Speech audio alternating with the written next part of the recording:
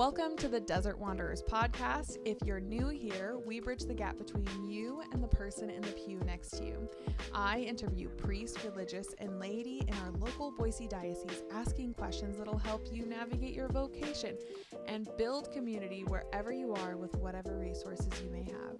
Let's build the city of God together.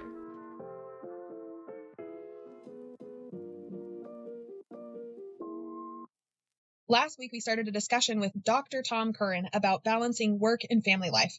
Tom has a PhD in systematic philosophy. He's a father of 9 and a radio and podcast host. Today, we are jumping back into that conversation. Welcome to the Desert Wanderers podcast. All right, so we're back. And the question that we had posed on before the break was, what can the wife do for the husband that is taking on extra time, stress, and things, and how can she better make the house a peaceful place or a loving place for him to find refuge in? Yeah, so I think that the interesting thing is that I would say that the number one thing I needed from Carrie was that she would be filled up in the Lord herself. I had not, here's the thing, I needed her, she needed. So for Carrie, she had an authentic need for her own spiritual development that involved not only personal prayer, she loved to read the scriptures, praise and worship, she loved to sing to the Lord, but also fellowship. And so I would say this, I would have a higher likelihood that she was going to have like a full cup that she could bring to her mothering of our kids, so that she wouldn't just be spent and empty, because then she would lose, like the common phrase that we routinely still use in our married life goes back to 1 Corinthians 13, the song of love, right? How does it begin? Love is what? Love is patient, love is kind. And so we would always say, we know that we're working from a deficit of love when we lose patience and kindness. And it's so true that those are the first two things to go in parenting, or even in terms of a husband-wife relationship, is a lack of patience and a lack of kindness. And so there is, I would say that when Carrie, like some of the really important things that she would give to me were not, oh, the house was all clean when we got home. No. It was that the kids were truly and genuinely like enjoying life together, right? So they were in a good space for when I got home. And Carrie was not the wife that had on the cooking apron and said, here's the dinner, right? That, again, that was not her gift. And so it was definitely a matter of her being willing to embrace that cross. But I would say that the thing that she would bring to me was patience and kindness. And if we got into like friction, that's the word that we use nowadays, is friction. If there was friction between us, it had to do with one or both of us really and truly not attending to that first relationship. And then the burdens of the day wore us down. And then it was brokenness meeting brokenness. And that just was a recipe for hurt feelings, hurt statements, harsh words, unkindness, right? A lack of really seeing and appreciating each other. And so that's really hard. And I'm going to challenge men. I want to challenge men. Don't expect your wife to be perfect. Don't expect that just because you're out there fighting the lions and tigers and bears and you come home exhausted and wiped out and empty, that your wife is going to be just ready to like massage your feet and just say, honey, just sit here and I'll take care of everything. Don't expect that. In fact, be like the worker, the servant in the Gospel of Luke, where he works all day in the fields. And when he comes in, he then serves the master at table. He continues to serve before he himself gets to eat anything. And so I would say, again, this is, I can't tell like the wives how to be the best wives they can be. I can say to husbands, again, expect that your day-to-day life will be a life of being poured out. And then when you get back home, expect that you're going to have to pour out some more. I love that you said getting your love from Christ. I was listening to a podcast with Lila Rose, who I love a lot, but she was talking to this guy who had a near-death experience, and one of the things he said about his experience is that it showed him what love really was, like what love truly is in this experience. And he challenged everybody and said, you got to love in a place where you always, no matter what, like someone could hit you across the face and you just meet them um with like compassion, and not only compassion but like, oh, did I do something wrong? Like giving them the benefit of the doubt. That's what I was trying to say. The benefit of giving everybody the benefit of the doubt. And that's how you should love, is through the benefit of the doubt. So when someone wrongs you, you don't take it personally. You just give them the benefit of the doubt. Oh, they're just having you having a bad day, or they're having some, he just said that's the kind of radical love that he experienced and that he challenges people to experience. So, but you only get that through an encounter with Jesus. And so I think that is really important to point out, that we always have to get that top down. Our love comes top down from Jesus down to us, down to everything else. Yeah, it's very beautiful the way you put it. I've got two other quick points on that. The first is, I think it's paragraph 2853 in the Catechism. It's the fourth part of the Catechism, where it's the Lord's Prayer, and it's, as we forgive those who have sinned against us, trespassed against us. And there's a passage in there that, I think it's that paragraph. It says this. It says that we do not have the power to forgive or not to feel when someone has offended us through sin. We don't have the ability to either forgive or not to feel the offenses that people do against us. However, the heart that offers itself to the Holy Spirit will bring about a purification of memory. And this purification will turn, listen to this, injury into compassion and hurt into intercession.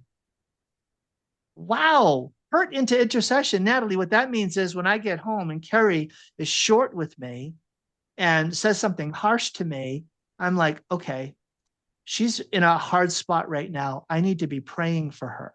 And Lord, you got my attention. I need to be interceding for my wife because she's in a hurt spot. That's the first thing. The second, though, is this gift message, John Paul II, right? That the person is a gift. It's all gift. But the person who is a gift is a steward of that gift. And not only am I called to be a gift, not only am I a gift, I'm called to be who I am. My mission in life is to be a gift. And that means to live a poured out life, right? And that's John Paul II. Love is donatio. Love is self-giving to the point of self-sacrifice. That's what real love is. And there's a last part to this gift message. And I do this, I have a whole book on it, right? But it all is gift. I'm a steward. I give myself as a gift. And the last phrase is, I don't take myself too seriously. I don't take myself too seriously. And for me, this is, again, it's a challenge to the men. Routinely, I would wake up in the morning first with all of our kiddos, and I would come out, and the kitchen would be a mess, and the living room would be a mess. And I know I'd be going off to work, and Carrie would be there. And so I would make it a habit to clean up the kitchen and clean up the house. So we called it getting it back to square one, so that when the kids got up and Carrie got up, everything was really sparkling and spotless, right? And it's a miracle. An angel has come and cleaned up everything, right? But here's the thing. Every morning, Natalie, I would get up and I would come down the stairs and I would look and I would see the mess, just everything torn apart in the living room and in the kitchen. And I always had a choice to make. On the one hand, I could look around at all of this and say, why do I have to? Why do I have to clean? Why do I have to get it back to square one? I'm working all day. Why can't she do it? Why do the kids be so messy? Right? Why do I have to? That's one choice. The other choice is to say, thank you, Lord, that I get to. I don't have to clean. I get to clean. I get to go make this house beautiful for the kids that I love and my wife that I adore. I don't have to do this. I get to pour my life out. It's a gift given to me. Even this pouring myself out is a gift given to me before it's me being a gift. And so it flips everything on its head. And I just think that that's so important for us to be willing to consider like that radically different perspective on how to live our married lives, especially again, men, right? You are called to live your life on behalf of others, for the sake of others, in the place of others, not for yourself. So really quick on that. What would you say to someone that's struggling right now and they walk down the stairs and it's a mess and they want to choose the other?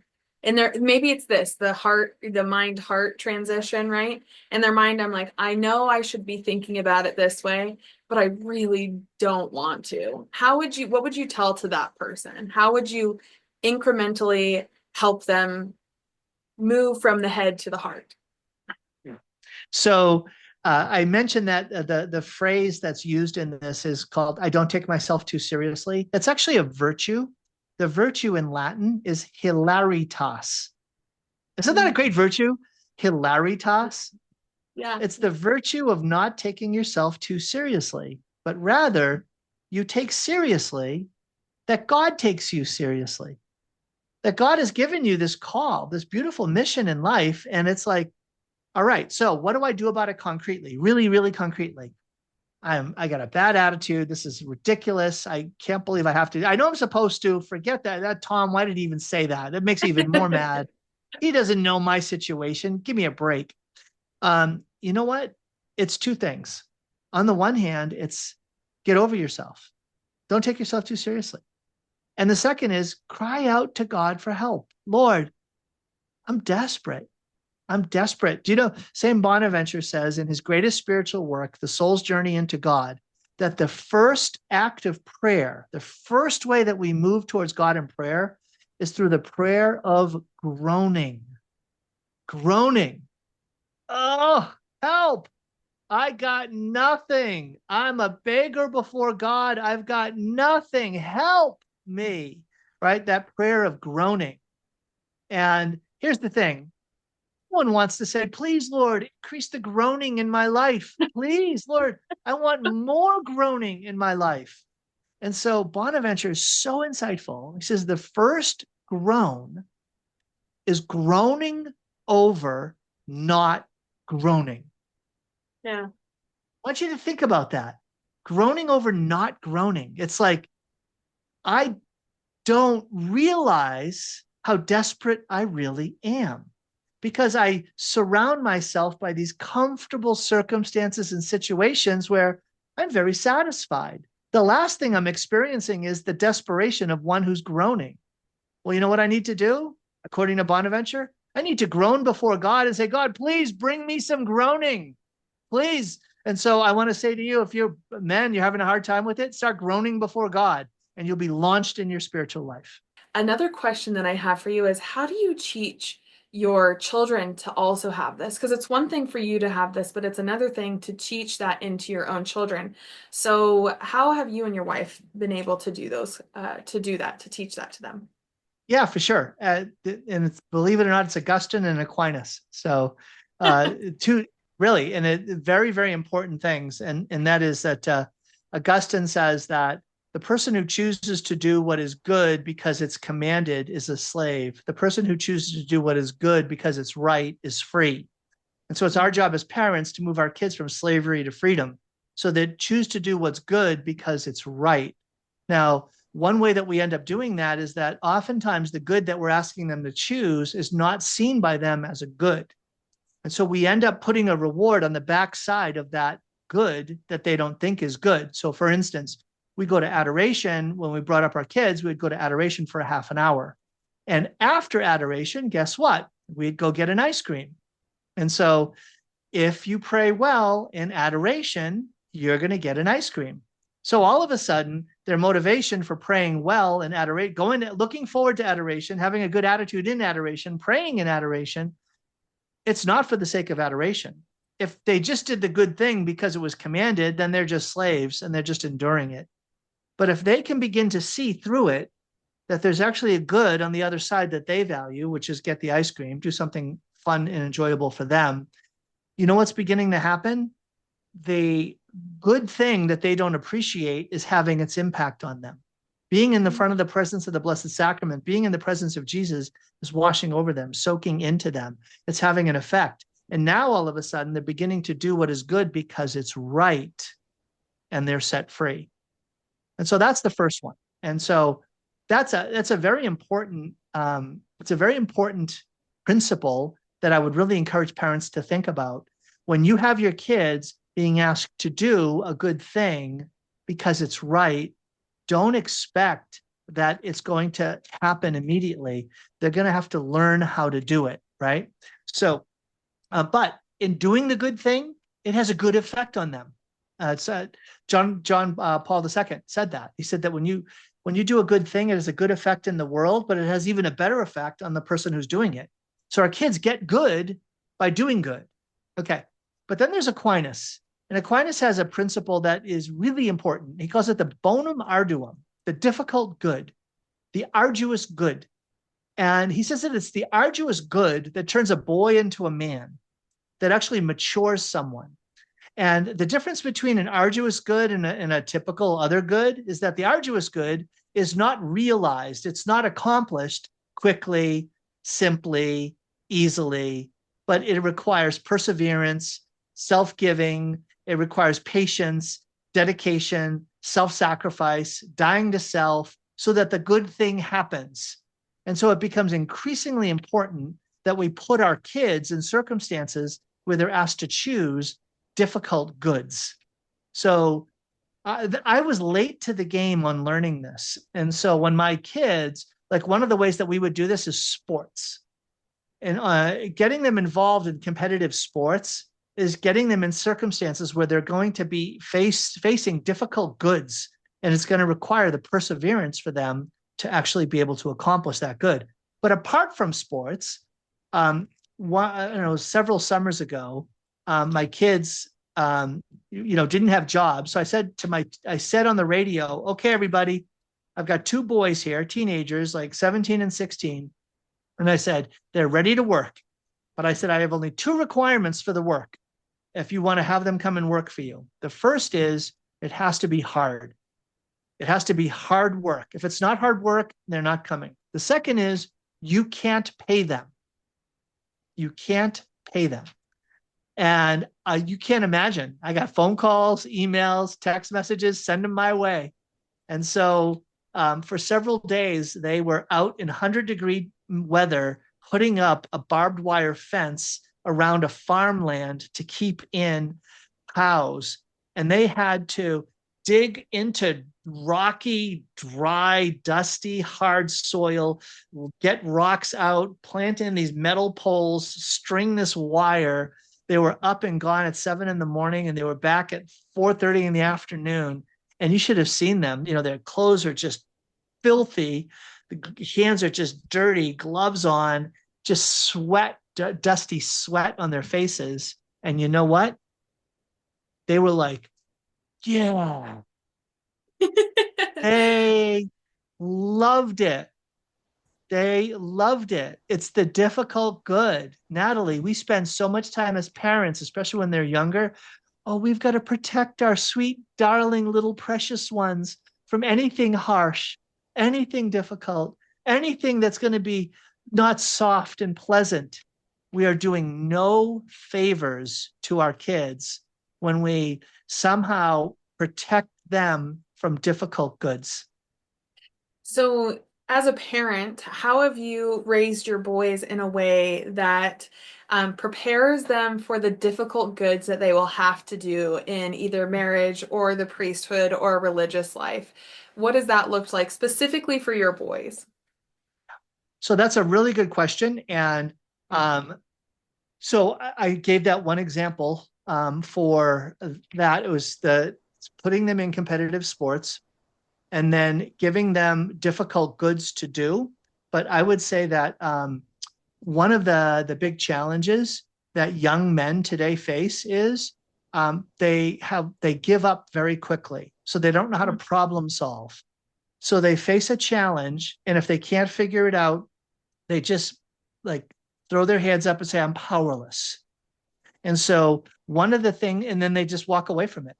And then I'm like, okay, now here, I will literally pull them aside and say, okay, someday you're going to be a husband and a father, and you just stalled in trying to fix this problem that's happening around the house, right? Something with the garage door or something with the car. And Dad, I don't know how to figure it out. I gave up. I'm all done. I'm like, okay, you're saying that because you know I'm standing behind you, but I'm not going to always be standing behind you. So now let me walk beside you and help you figure out, how do I solve this problem? So I make a great focus on let's call it the virtue of finding a way, the virtue of being a problem solver, that is a very crucial gift and skill for these kids to be able to learn. The second thing we did was we sent them to a school, a classical Christian school that was very rigorous, very demanding academically, and also personally, like their personal formation was very rigorous. And it ended up being so rigorous that we sent one of them to college a year early. He skipped his senior year. And the other one we sent 2 years early. He skipped his junior and senior year. So we had a 16 and a 17-year-old showing up at a college at Franciscan University. And it's a difficult good. Figure it out, guys. My dad used to tell us there's no such thing as I can't in our house. He'd be like, I don't, that word is a dirty word. You can't say the words I can't.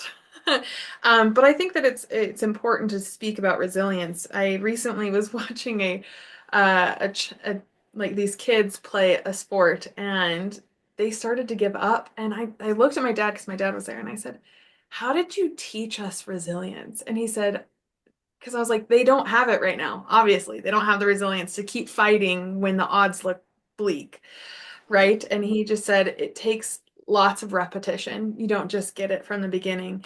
But that's something I've recently learned, that I definitely want to have resilient kids that will work towards figuring out a solution instead of giving up. Because I actually have noticed that as well with, oh, I can't figure out this toy, so I'm just going to not play with the toy, right? And I've seen that, or there's a difficult situation between kids at a park or something, and they just give up. They're like, yeah, we'll just not play together. Or even a parent being like, okay, you guys aren't playing well, like I'm just going to remove you, which at some points that's appropriate, but other times it's like, I need to like figure it out a little bit too.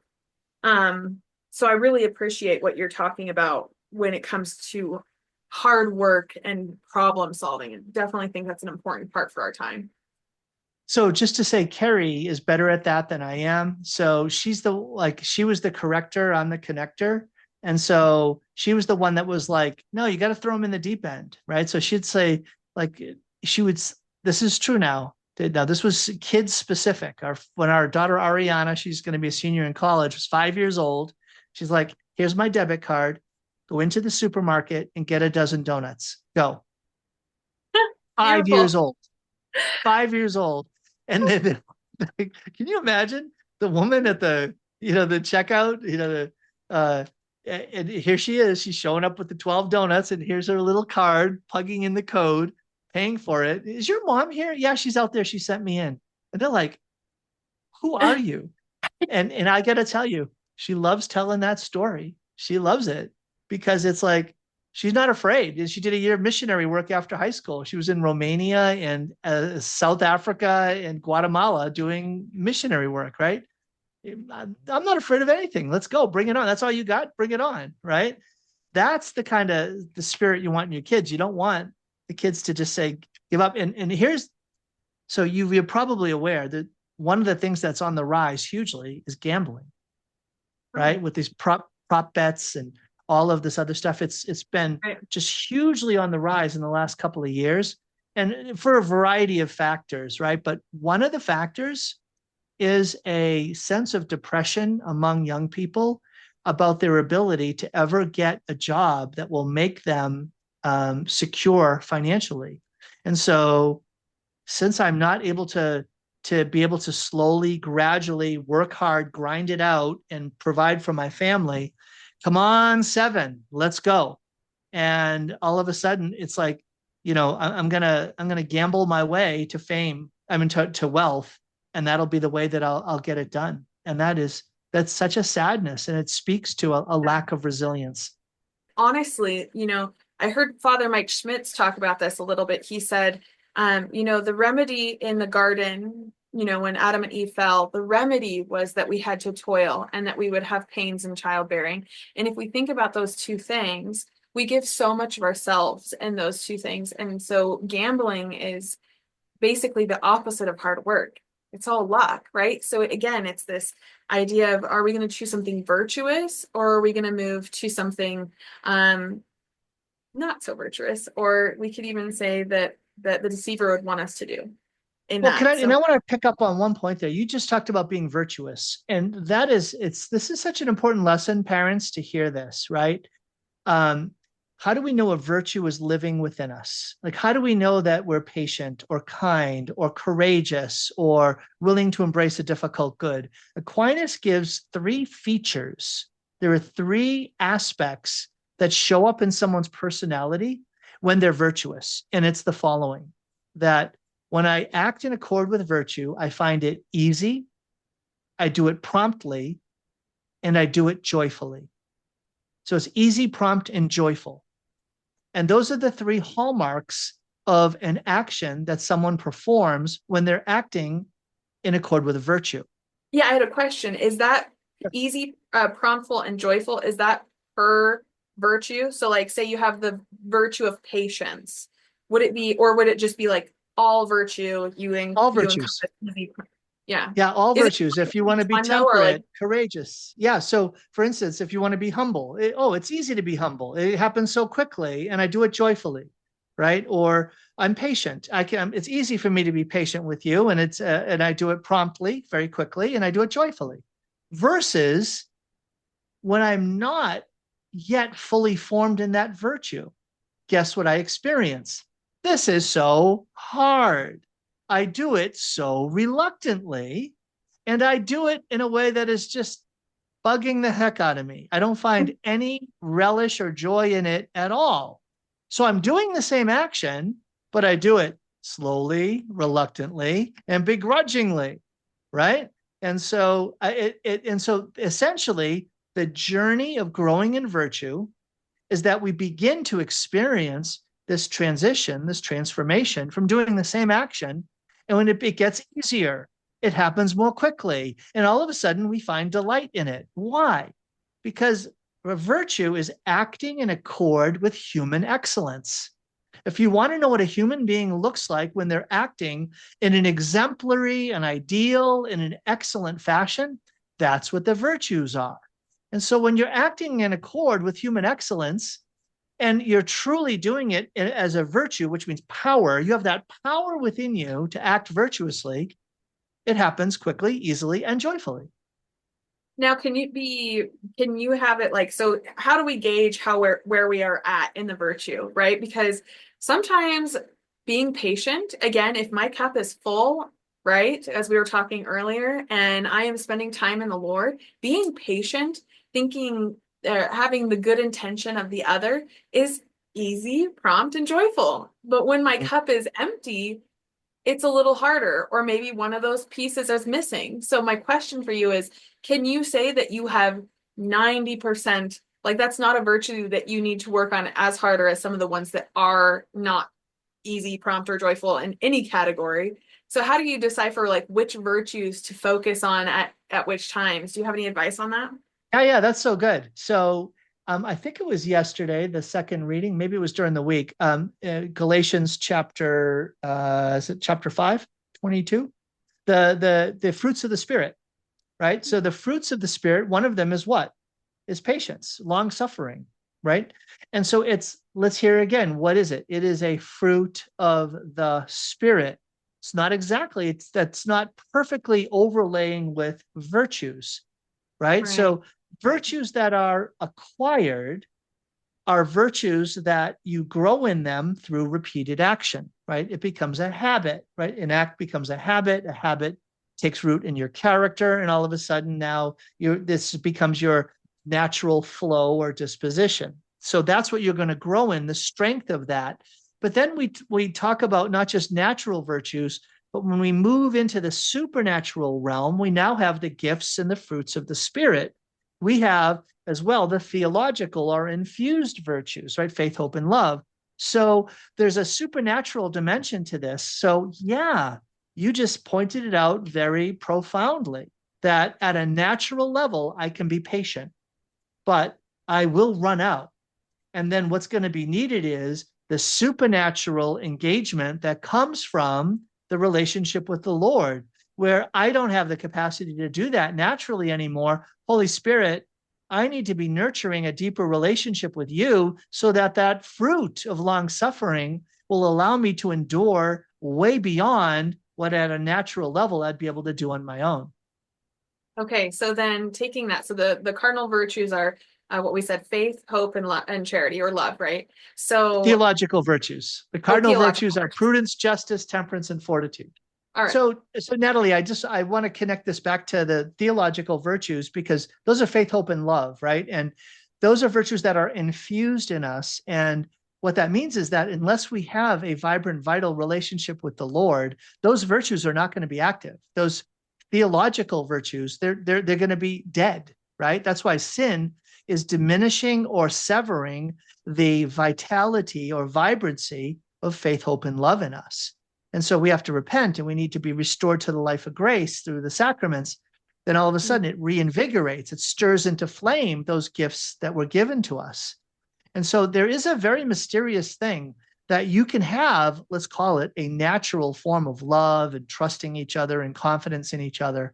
But the supernatural gifts are Jesus living in us. It's the Spirit manifesting those realities in us. And so what does that come back to? You got to be praying. First thing, you got to be praying again and again. Go back to the well, be filled up. Otherwise, you're going to run out really fast.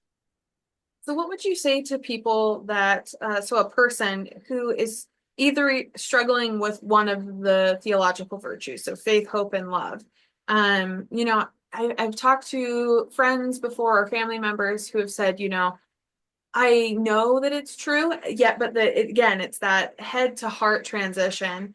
And so they say, I pray, but I don't feel moved in my prayer, or, I have hope in my head. I know that God will have something planned for me, but I don't see it. And I kind of just not hopeful. Like, I know it, I should think it, but I'm not. Or the love is, I know God loves me, but I don't feel his love. What would you say to that person?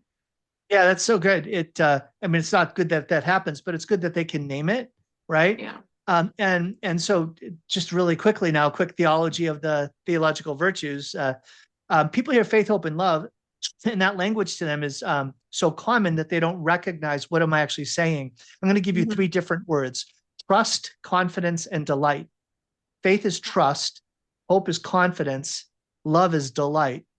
And so I'm not making this up. This is our tradition. All right. So faith is trust. So if you're saying, well, I believe it in my head, that's one level of faith. There are three levels of faith. The first level of faith is believing that God exists and is provident. And that's just a basic level of rudimentary faith. The second is believing truths about God that Christ has revealed, and the church continues to carry them forward and teach them faithfully. But the deepest level of faith is trust and entrustment. Trust and entrustment. So if I struggle with faith, with believing certain things about God, it's probably that I struggle entrusting my life fully, completely, and forever into the hands of God. And so my encouragement, if you have a friend who's really struggling, to say, I'm struggling with a belief that the church has about God, I say, go deeper. Go deeper and say, do you trust in the Lord? Do you trust him enough to give him your mind, to give him your doubt, to give him yourself in the circumstances you're facing? Because when you find yourself in a space where you can give of yourself to the Lord and trust yourself into his hands freely, completely, and forever, then in fact, that next level up faith of believing certain things about God, those things diminish significantly. All of a sudden, you're much more peaceful about the mysteries of our faith that I can't wrap my mind around completely. And so it actually will then bring up the deeper challenge. And the deeper challenge is, I don't know how to trust God. I believe, help my unbelief, right? I love that prayer. right? I believe, help my unbelief. And so one of the prayers that I pray is, Lord, please, inside of me is a desire to trust you, but I'm also a rebel. Part of me doesn't trust you, doesn't know how to trust you, doesn't want to trust you. In fact, I want to keep you at a distance. And so, Jesus, here's the prayer now, Natalie, conquer in me all that resists you. Conquer in me all that resists you, because I don't even know how to trust you the way that I ought. So please, I use the Lazarus story of Lazarus rises from the dead. He gets brought out of the tomb, but the story's not over because he's still bound hand to feet. And so they say, unbind him and let him go free. So if your friends are struggling, have them go before the Lord and say, Lord, please unbind me and let me go free. Untie me and let me go free so that I'm free to trust you. And then hope is what? Hope is not, well, I just am blindly accepting and just hoping beyond hope that everything's going to work out okay. No, it's confidence. It's confidence in Jesus. And Jesus, you made promises to me. And so I trust that you're faithful to your promises and you're going to fulfill them in my regard. And so it's confidence. And then delight. So delight comes from a Latin word that has a beautiful root meaning to it. And it's the image of a nursing mother. And a nursing mother, delectare in Latin, delectable, milk, lect. So the delectable, love is delectable. Now, let me ask the question, Natalie. Is the delight found in the child that is nursing, or is delight found in the mother who is nourishing? Yes, it's both. Both. Yeah. It's both. And that's the nature of love. Even more than we love being nourished by the Lord loves to nourish us. And if we could experience that, Lord, please, I want to experience just how much you enjoy me and enjoy lavishing good things on my life. You love loving me. Give me the grace to receive not only your love for me, but your delight in loving me. Let me delight in your delight of me. How does someone accept trust in the Lord, be confident and delight in the Lord, and not get tripped up on a prosperity gospel? Yeah, so one quick phrase drawn from the Middle Ages is that there's a type of love of God, right? There's called like love of friendship and love of beneficence, right? There's love that you receive as a beggar before God, where he's just freely, mercifully loving you. And then there's the love of friendship that's mutual and dialogical, right? But there's another kind of love, and it's called mercenary love. And it's love, you love someone because of the benefit that you get from it. And that's the prosperity gospel, is love God because you will lead to prosperity for your life. And it's such a sadness, and it's really a betrayal of the gospel. And so really what it has to do with is understanding the nature of God's own happiness, right? There's a section in the Sermon on the Mount, Matthew chapter 5, it launches out with a message about happiness. But it's not human happiness. It's God's own happiness made manifest on earth, called the Beatitudes, right? And it's like, oh, blessed are the poor in spirit, for theirs is the kingdom of God, right? Okay, do you want all the goodness of living under God's kingdom? Absolutely. Bring it on, Lord. I want to live under your kingdom. Great. The only way to get there is through the radical, inescapable encounter with your own desperation before the Lord, your own radical poverty. You want that? No. I don't want to live in spiritual poverty. I just want the kingdom part.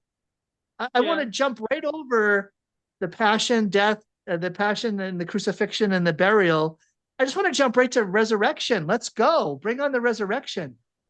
And so here's the question, Natalie, what's a fruitful life? What is a fruitful life? A fruitful life is a life where we become saints and we fulfill our God-given mission. That's it right there. Now, is that life marked by trial, tribulation, and suffering, or is it free from trial, tribulation, and suffering? Which life is more blessed? Is it more blessed to have a life that is free from trial, tribulation, and suffering, or have a life marked by trial, tribulation, and suffering? You know what? Your heart would say, well, your passions might say, the first sounds really nice, though, But Sign the me up.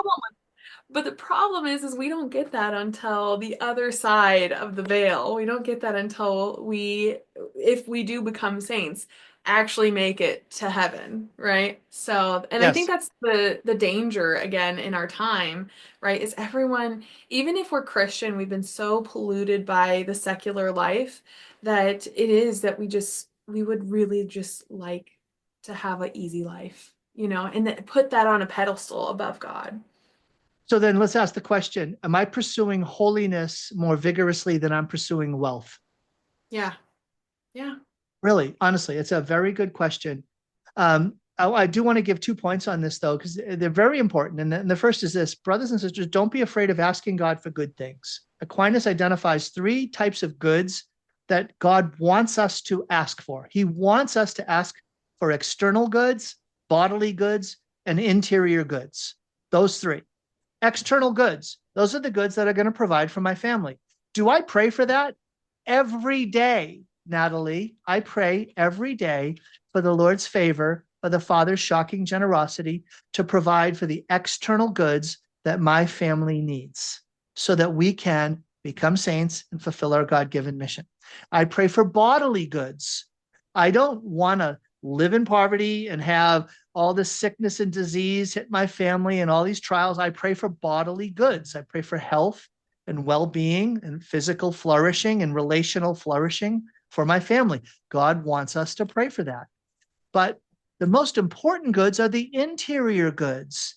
I want my kids to have an intimate, personal, profound relationship with Jesus Christ, and I want them to strive after holiness and mission as Catholics. That's what I want. And so I pray for all 3 of those goods. But if the Lord said, hey, I want you to prioritize those, I can give you 2 out of 3. Which one of those are we going to forego? Or if we have to say, well, we'll have lesser one of those, I hope it's not the interior good. Right. I hope that's not the one that we would settle to say, we'll take less of that one. And I know that we're running out of time, but I wanted to touch on one point of this, right? So we're asking the Lord for these goods, right? But there has to be a level of detachment in case he says, not now or no, right? So in what ways have throughout your life and throughout balancing, choosing two of those goods, how have you discerned and how have you detached, sorry, not discerned, how have you detached yourself by saying, like, I want these, Lord, but your will be done? How have you done that in your life? What an excellent question, really. And it's I use what's called the test for indifferentia. So St. Ignatius of Loyola has this test for indifferentia. Indifferentia doesn't mean I don't care. That's indifference at a kind of modern English parlance. But it means I do not prefer. I do not prefer. Now, there are 4 different aspects to this test for indifferentia. And it's this: do you prefer or are you happy with a long life or a short life? The second question: do you prefer or are you happy with sickness or health? The third: do you prefer or are you happy with riches or poverty? And the last one is: do you prefer or are you happy with fame or obscurity? And so the test for indifference is to say, not, oh, I prefer the long, healthy, rich, famous life. But neither is it to say, I prefer the poor, short, sick, obscure life. The right answer is, Lord, I prefer what you prefer. So whatever you prefer for me, form me to be willing to be led into. And so, for instance, I mentioned I was speaking all over the country. Before you were born, I was speaking in front of thousands of people. I've given thousands of talks, literally thousands of talks in 35 states, 5 countries. All over the country. 2003, I stopped. I said, I am not going to build this ministry on the back of my family. I'm not going to disappear and go away for 4 days over a weekend so that I can become more famous or more of an influencer, more well-known. I am not going to do that on the back of my family. My call is to be a husband and a father. And so I was willing to be led away from fame and into obscurity. Okay, now what about riches and poverty? All right, Lord, I don't desire to be a multimillionaire. But Lord, if you lead me into that position, I'm open to it, right? Yeah. But Lord, if I don't, it's okay. I'm not pursuing it. But I do really, truly, Lord, want to provide in a way that will be sufficient.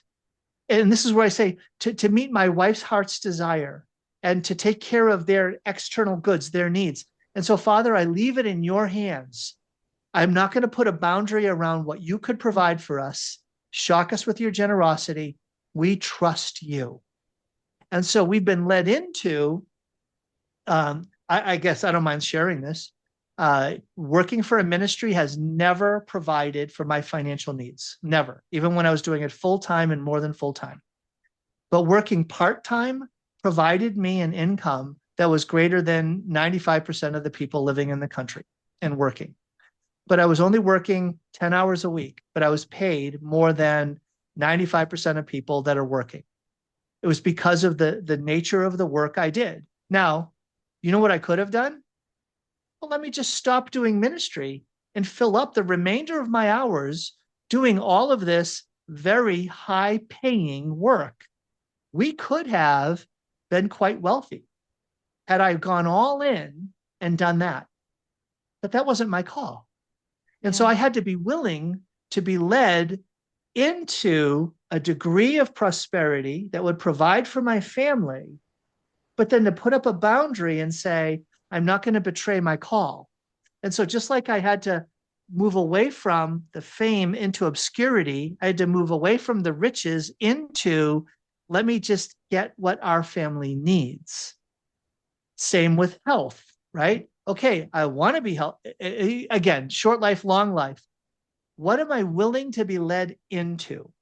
What am I willing to be led into? So long life, short life, right? So right now, Carrie and I, we're at this stage in our lives where we have to pay a lot more attention to our health. And Carrie has made it abundantly clear to me, I need you around. But me being around is more than just saying, okay, I'll just choose to live a long life. No, it's choosing to eat in a certain lifestyle, exercise in a certain way, choose a certain mode of working that will reduce the stress and pressure so that I'll be healthier, stronger, have more vitality, and extend my life. So part of it is what the Lord is doing. Part of it is my own decision to go with what the Lord has put in front of me as a requirement, as really a natural requirement. Otherwise, I'm tempting God to say, God, give me the long life that you wanted for me. I don't have to do my part to correspond to it.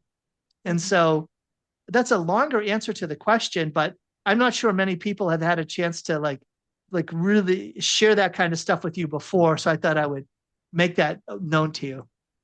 Absolutely. And I actually loved the test because part of me is like, I wrote it down and like circled which ones I would like. The one that I couldn't, the one that I didn't circle. So I did, of course, I would love a long life, right?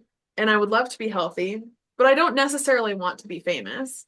My colleagues are always like, you need to put your name on things, like your videos, you need to introduce yourself. And I'm like, I really don't want to do that. I really don't. But the one that I didn't write on was rich or poor, because I don't think I would want to be either. I'd want to be somewhere in the middle. But I love that as a test. It's quick, it's simple, it's easy. And I think it gives you a gauge about where you are and where some of your attachments might lie that you might not think about, right?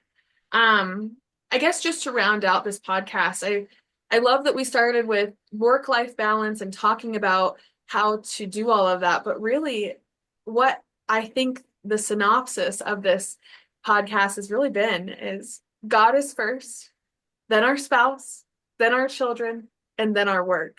And I just think, although we've talked about a lot of stuff in between, I think the number one takeaway is that we need to reorder our lives. And I just really appreciate your expertise. I'm so thankful that you came on today. Well, I appreciate the opportunity to share so much with you today, Natalie. Thanks a lot for the chance.